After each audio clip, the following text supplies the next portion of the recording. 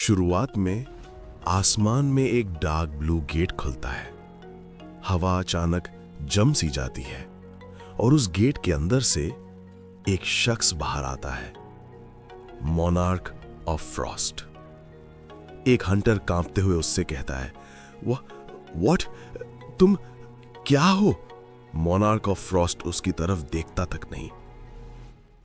एक बार फिर जिन्हें मैं ढूंढ रहा हूं वो यहां नहीं है। फ्रैगमेंट्स ऑफ ब्रिलियंट लाइट काफी इल्यूसिव लगते हैं। तभी उसके पीछे एक और गेट खुलता है और उसमें से एक और मोनार्क बाहर आता है, युगमुंड। फ्रॉस्ट हल्का सा साइड में देखकर कहता है, तुम यहां किस लिए आए हो युगमुंड? मैं तुम्हें ईस्ट वाली लैंड के बारे में बताने आया हूं। वही छोटा सा लैंड स्ट्रिप। फ्रॉस्ट शांत आवाज में पूछता है, वही जगह है जहां मोनार्क ऑफ शैडोज रहता है।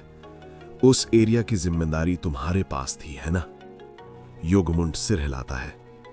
लगता है रूलर्स लेगिया को फ्री करने की प्लानिंग कर रहे हैं, उस जगह से थोड़ा साउथ में। मैं वहां जाने वाला हूं। फ्रॉस्ट अपनी आंखें थोड़ी सी सिकोड़ता है। और मोनार्क ऑफ शैडोज का क्या? जब तक आर्किटेक्ट हमारी डील को पूरा करता है तब तक कोई प्रॉब्लम नहीं होगी। युगमुंड थोड़ा रुकता है। एक और खबर है, कंफर्म हो चुका है। सबसे बड़ा फ्रैगमेंट ऑफ ब्रिलियंट लाइट वहीं पर है। फ्रॉस्ट हल्की सी हंसी हंसता है। इंटरेस्टिंग। मुझे हैरानी है तुम खुद मुझे यह बताने आए।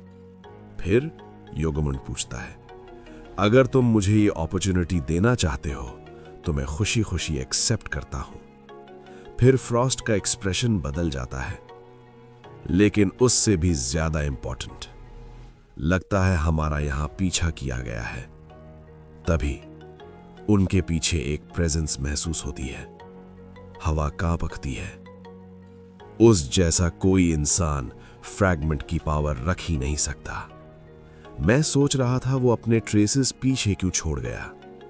लगता है वो फिर से इंटरफियर करने की कोशिश कर रहा है। आगे बढ़ता है एक आदमी। वो जिन्वू के फादर होते हैं, सुंग इलवान। ईस्ट का छोटा सा लैंड। क्या तुम साउथ कोरिया की बात कर रहे हो? फ्रॉस्ट हंस पड़ता है। तुमसे इसका क्या लेना देना? युगमुंड ठंडी आवाज में बोलता है, हमें इस कमजोर इंसान के साथ गेम्स खेलने का टाइम नहीं है। फ्रॉस्ट मुस्कुराता है, पकड़ सकते हो तो पकड़ लो।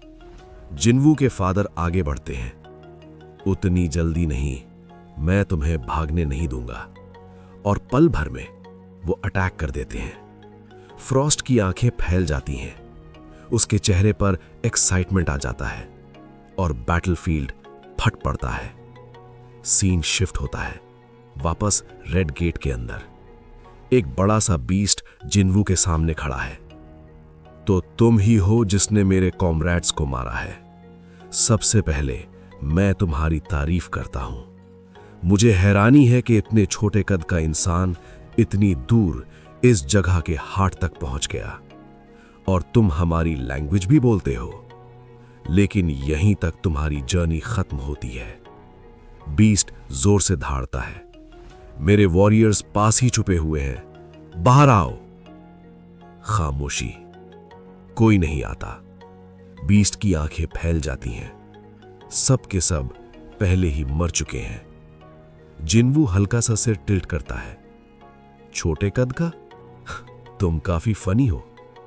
फिर वो शांत आवाज में कहता है, कम फोर्थ। और तब शैडोज उठने लगती हैं। इग्रिस, बेरू, टैंक, आयन, टस्क, सब उसके पीछे एक डेथ आर्मी की तरह खड़े हो जाते हैं। लगता है अब कोई भी जिंदा नहीं बचा। जिन्वू घी से कहता है। बीस्ट का बदन कांपने लगता है। ये क्या हुआ? उसकी पूरी आर्मी अब उसके सामने खड़ी है, शैडोज बनकर। You bastard! जिन्वू बस एक कमांड देता है, बिगिन। एक ही पल में इग्रिस अटैक करता है। बेरू फ्लैश को चीर देता है। टैंक अपने रास्ते में आने वाली हर चीज को कुचल देता है। आयरन ऊपर से गिरता है। बैटलफील्ड पूरा केओस बन जाता है। दो बीस्ट ऊपर से जिन्वू पर जंप करते हैं। उनके टच करने से पहले ही टैंक पीछे से उन्हें तोड़ देता है। यू इडियट्स, लीडर चिल्लाता है। बस अब और नहीं। जिन्वू उसे सीधा देखता है। बेरू उसका हाथ काट देता है। इग्रिस उसकी टांग काट देता है। बीस्ट जमीन पर गिर जाता है। टस्क चैंट करता है, हिम्न ऑफ जायंट्स। और फिर ग्रेविटी एक्सेलरेशन। प्रेशर इतना बढ़ जाता है कि सांस लेना मुश्किल हो जाता है। जिन्वू धीरे धीरे उसके पास चलता है। अब मेरे सवालों का जवाब दो। अगर कोऑपरेट करोगे तो मैं इसे कम पेनफुल मौत दूंगा। अचानक बीस्ट मर जाता है। जिन्वू हल्की सी टिस्क साउंड करता है।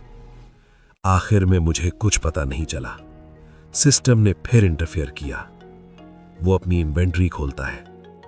वेल, कोई बात नहीं, मैं सब कुछ वक्त के साथ जान जाऊंगा।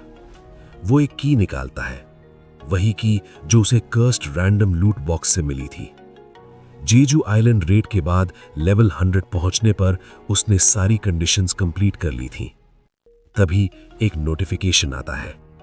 You can now read part of the key's description. Item name, key to the Cartnan temple. Difficulty unknown. Type key, एक ऐसी की जो कार्टनन टेम्पल का गेट खोल सकती है। एक सर्टेन टाइम के बाद डेजिग्नेटेड गेट अपीयर होगा। Time remaining 417 hours. जिन्वू चुपचाप उसे देखता रहता है। कार्टनन टेम्पल, वो उस जगह को कभी नहीं भूल सकता। डबल डंजन, वही जगह जहां सब कुछ शुरू हुआ था। सिस्टम मुझे वापस बुला रहा है, लेकिन अब मैं पहले जैसा नहीं हूं। अगर सब कुछ शुरू से प्लान किया गया था, अगर कोई वहां मेरा इंतजार कर रहा है, तो गेट धीरे धीरे ब्लू ग्लो करने लगता है। बस वेट करो। एक विजन सामने आता है। डबल डंजन, स्टैचूज और अंधेरे में छिपी हुई कोई चीज। मैं आ रहा हूं। और कहीं शैडोज के अंदर एक स्टैचू मुस्कुरा रहा होता है।